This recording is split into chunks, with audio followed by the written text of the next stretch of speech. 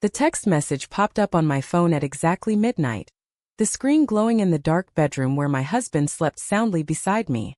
Happy birthday, Reese. Miss our late-night debates? Dakota. My heart slammed against my ribs as memories flooded back. Her sharp wit in college debates, the way her eyes locked on mine during our rivalry, and that one accidental touch at the afterparty that had lingered far too long in my mind. I stared at the message, my thumb hovering over the delete button.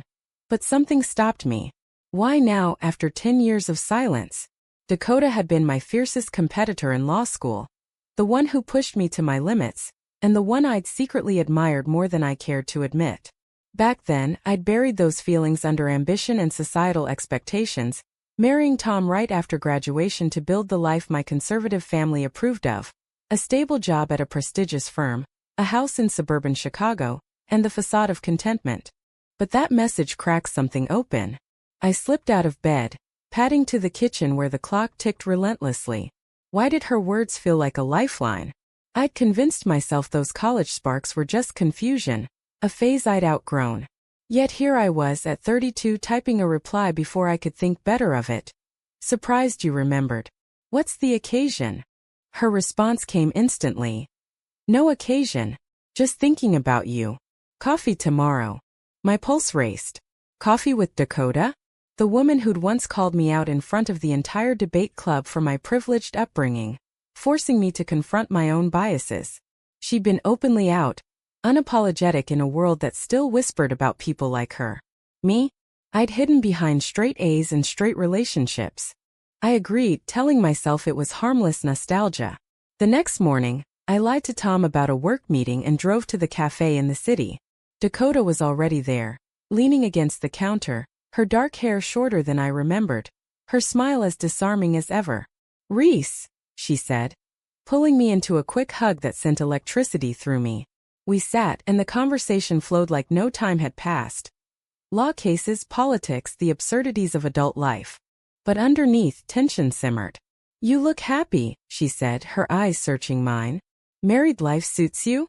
I nodded too quickly, twisting my wedding ring. It does. Tom's great. We're thinking about kids. Lies, partial ones. Tom was kind, reliable, but our marriage felt like a well-rehearsed script. Dakota leaned in. Remember that night after the Nationals? When we argued until dawn? I did. Her hand had brushed mine and I'd pulled away, scared of what it meant.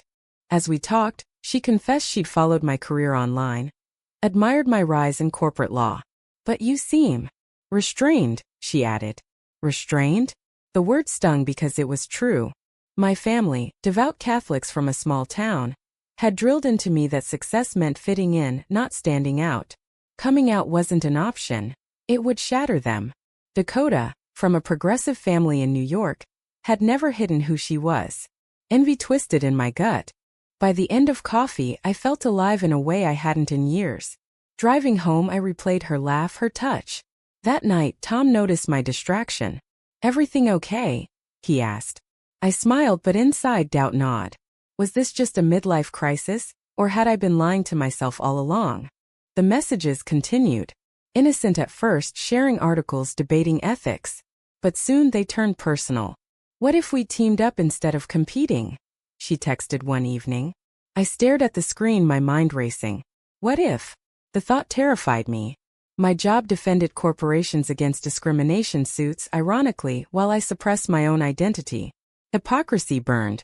1 week later, Dakota invited me to a LGBTQ+ rights fundraiser. Come as a friend, she said. I hesitated, but curiosity won. The event was in a bustling hall downtown, filled with people unashamedly themselves. Dakota introduced me to her circle, activists, lawyers like us. For the first time I felt seen, not judged. But guilt crept in. What was I doing here, married and straight passing? During a speech about family rejection, tears stung my eyes. Dakota noticed, squeezing my hand under the table. That touch, warm, intentional, unleashed a storm. I pulled away, excusing myself to the bathroom. Staring in the mirror, I whispered, "This isn't you." But was it? The internal battle raged. Loyalty to Tom, duty to family, versus this pull toward authenticity. Back home, I avoided Tom's questions. The lies piled up. Late nights at work that were really calls with Dakota. She challenged me. Why defend systems that hurt people like us? The word included me, assuming what I'd never admitted. Anger flared. Who was she to judge my choices? Yet the more we talked, the more cracks appeared in my facade. My mother called one day, gushing about grandchildren. You're living the dream, Reese. The dream? Felt like a cage. Dakota's stories of her own coming out, losing friends but gaining freedom, haunted me. What price was I paying for safety? The turning point came at a dinner party with Tom's colleagues. A homophobic joke slipped out, and everyone laughed except me. I excused myself, texting Dakota. I can't do this anymore. Her reply. Then don't. That night I dreamed of her waking in a sweat. The decision loomed. Confront or retreat? The next morning I called in sick to work, something I never did. Pacing the empty house, I weighed the consequences. Telling Tom would destroy him. He'd been nothing but supportive, building our life on trust. My parents? They'd disown me. Their only daughter straying from the path they'd paved with prayers and expectations. Society's gaze loomed too. Whispers at the firm, lost promotions, the label of that lesbian lawyer. But retreating meant suffocating. Dakota's influence had awakened questions I'd buried deep. Meet me, I texted her. We chose a park bench overlooking Lake Michigan. The wind whipping around us like the chaos in my mind. She arrived with coffees, her expression serious. What's going on, Reese? I spilled it all, the confusion, the attraction I'd felt in college but denied, the fear of appending everything. I married Tom because it was safe, I admitted, voice breaking. But with you it's real. Dakota listened, her eyes softening. I felt it back then too. But you pulled away. Guilt twisted sharper. Had I hurt her without knowing? She confessed her own struggles after law school. She'd fought for LGBTQ+ rights, facing backlash from conservative clients. I lost cases, friends, but I gained myself, she said. Her words resonated, but doubt lingered. Was this love or rebellion?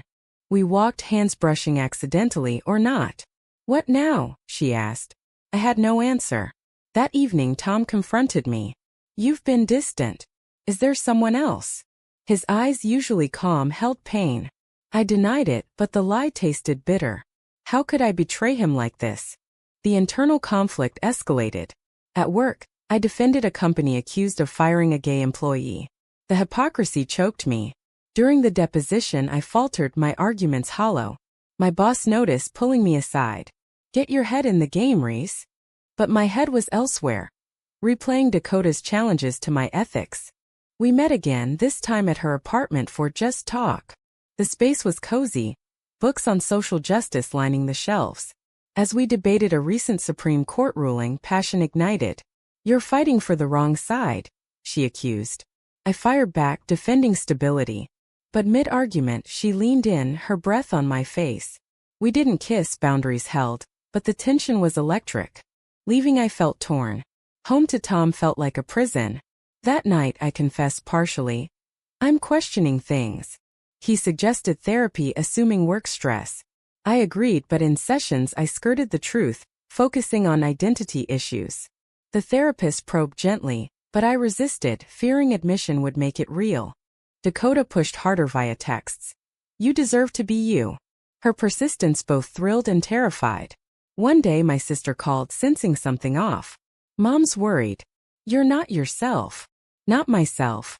Who was I, really? The straight wife or the woman drawn to Dakota? A betrayal loomed when Dakota revealed she dated someone briefly after college, inspired by our rivalry. Jealousy surged, irrational but real.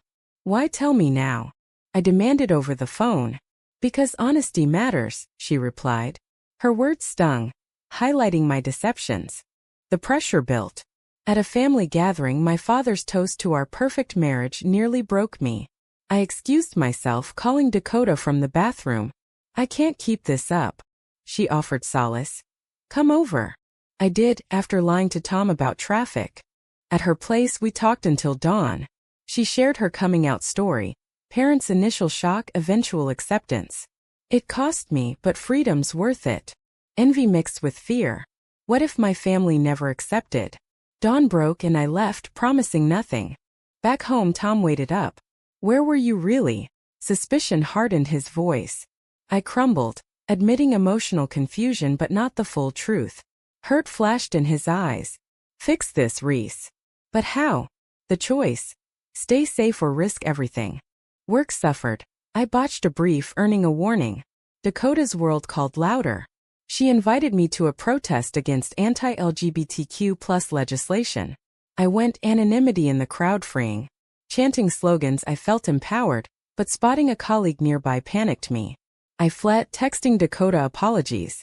Her response. Hiding won't work forever. She was right. The internal war peaked. Morality versus comfort. Defending oppressors clashed with my awakening. That night, alone in the guest room, I journaled furiously, pros, cons, fears. The scale tipped toward truth, but at what cost?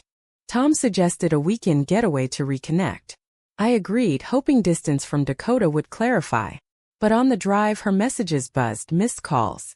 Ignoring them felt like betrayal. At the cabin, Tom's affection highlighted the void. I love you, he said. I echoed it, but doubt echoed louder. The getaway unraveled quickly. Tom's attempts at romance felt forced, my responses mechanical. By the second day, he confronted me again. Is it another man? The question hung heavy. I shook my head, but tears betrayed me. It's complicated. He pressed, and partial truth spilled. I'm attracted to women. Shock silenced him, then anger.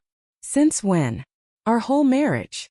I explained the suppression, the college doubts, Dakota's reappearance stirring it all. Dakota? Your old rival.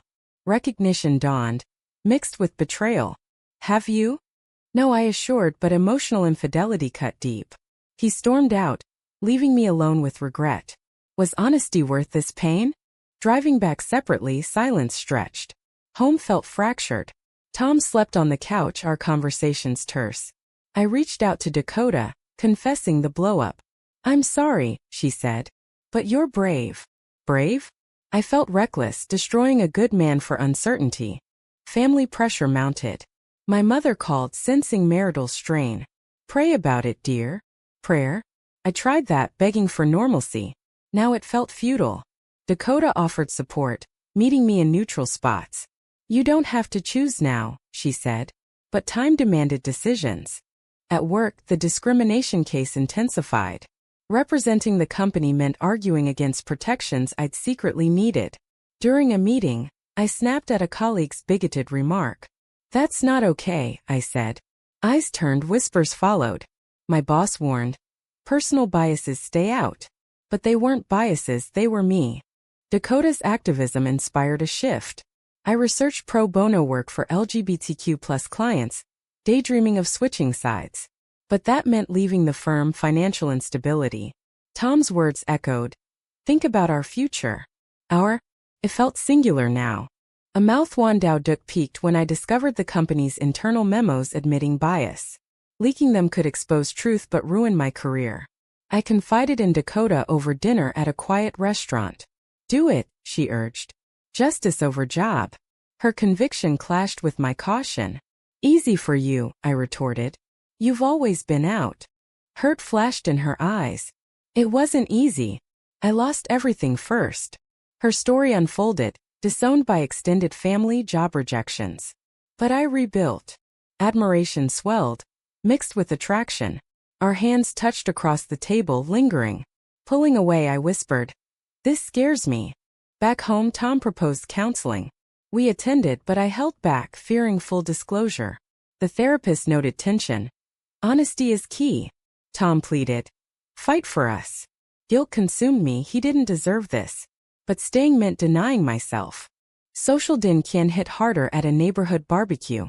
Overheard slurs about those people made me bristle. Defending subtly, I earned odd looks. Since when are you an activist? A friend asked. Since Dakota reopened my eyes. The betrayal deepened when Tom found my texts. How long? He demanded, phone in hand. Hours of arguing followed, tears, accusations. I trusted you. His pain mirrored mine. I moved to a hotel space to think. Alone, doubts assaulted. Was Dakota worth the wreckage? She visited, bringing comfort. We'll figure it out.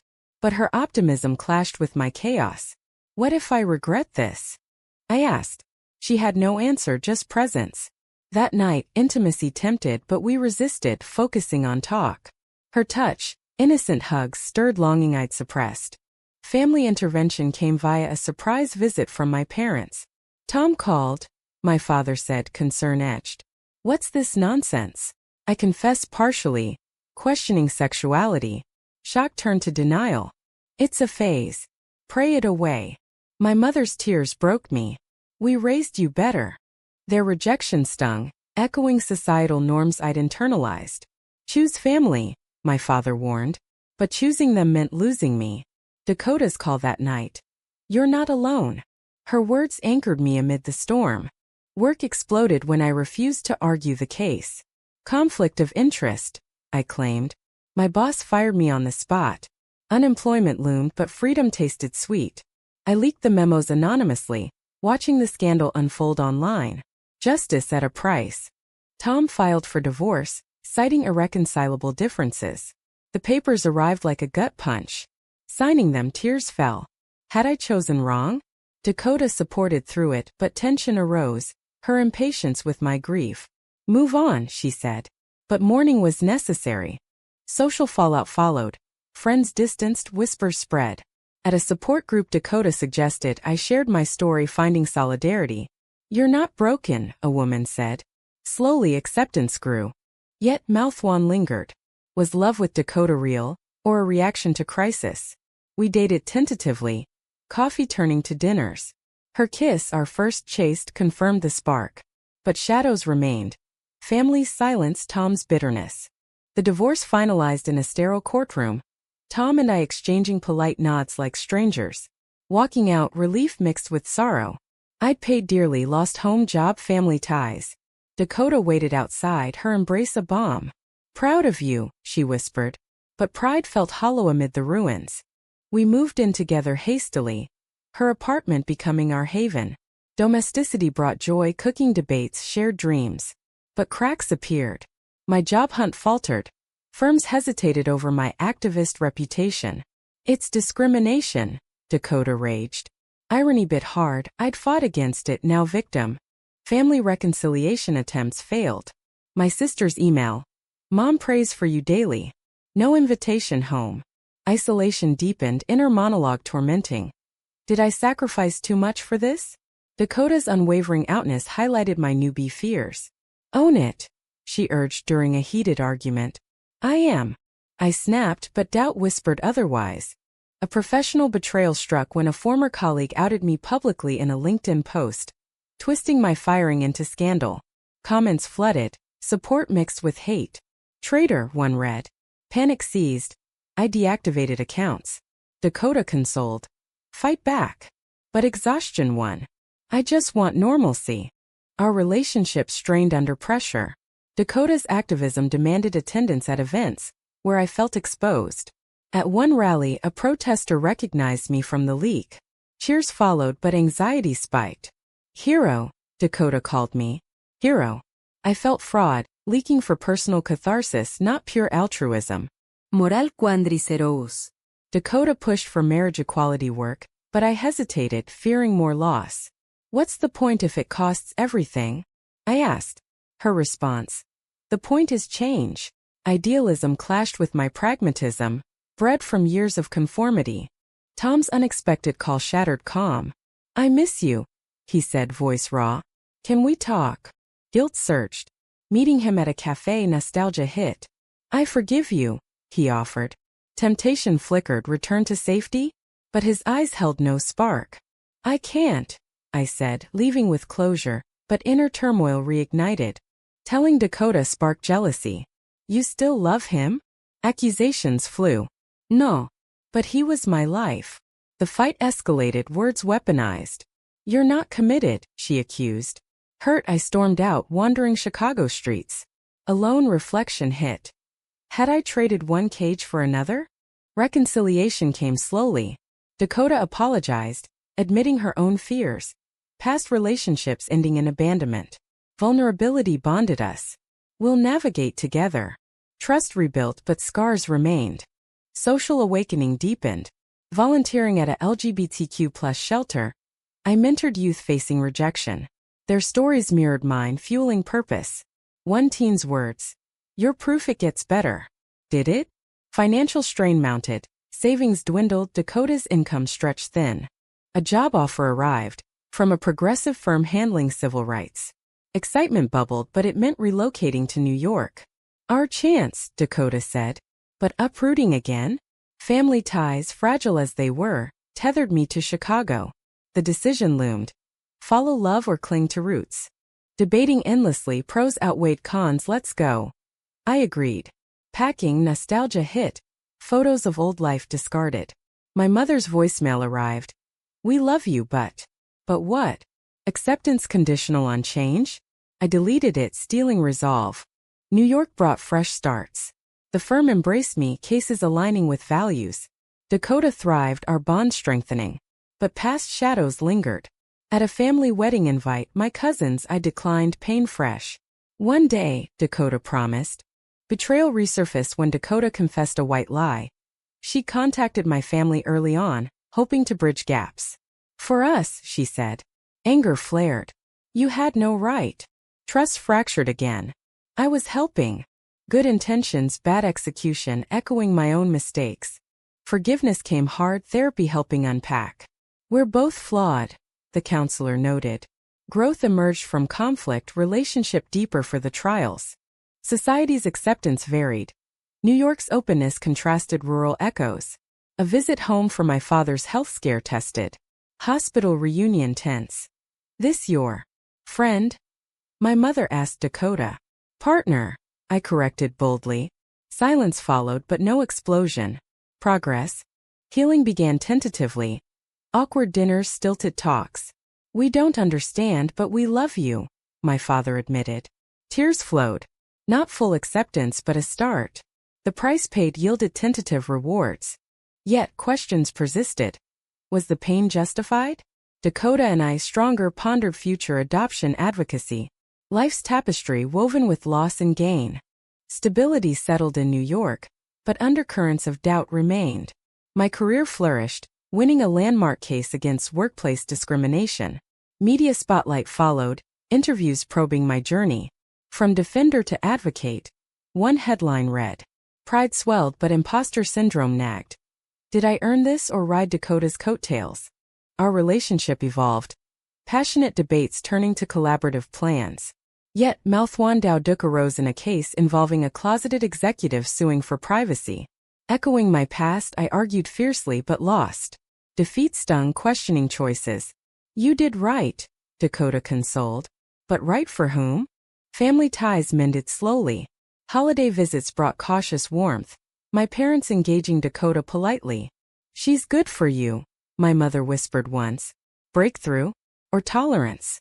Inner peace eluded, weighing past hurts. A shocking twist came via an email from Tom. Remarried happy. Envy flickered, not for him but his ease in moving on. Congrats, I replied, genuine but bittersweet. Dakota noticed my mood. Regrets. Honesty flowed. Sometimes. Vulnerability strengthened us, but highlighted fragility. Social pressures intensified with parenthood discussions. Adoption agencies scrutinized. Our non-traditional family raised brows. Fight it, Dakota urged. But exhaustion from constant battles wore thin. Is it worth more pain? I asked. Her determination clashed with my weariness. The climax built at a national conference where I spoke on LGBTQ+ rights. Midway, a heckler shouted slurs. Security intervened, but the incident shook me. Backstage, Dakota held me. This is the cost. Cost, always the cost. That night, alone in thought, I pondered. Had authenticity liberated or burdened? Resolution came through a young mentee's success. Coming out, family accepting. Thanks to you, she said. Purpose reaffirmed, but at personal toll. Dakota and I celebrated anniversaries. Love enduring trials. Yet, betrayal's echoes lingered. Trust rebuilt, never pristine. In quiet moments I reflected on the journey. Rivalry sparking awakening, choices shattering lives, rebirth from ashes. The damage to Tom, family rifts, career upheavals, necessary evils, or avoidable mistakes. As years passed, equilibrium found. We adopted a child, navigating biases with resilience. Family embraced gradually, society shifted incrementally. But the path scars reminded. Freedom demands sacrifice. Looking back, the birthday message ignited transformation. Dakota's touch, metaphorical and real, altered trajectories. Happiness achieved but shadowed by what-ifs. Was betraying a stable life for forbidden love a moral triumph or a selfish downfall?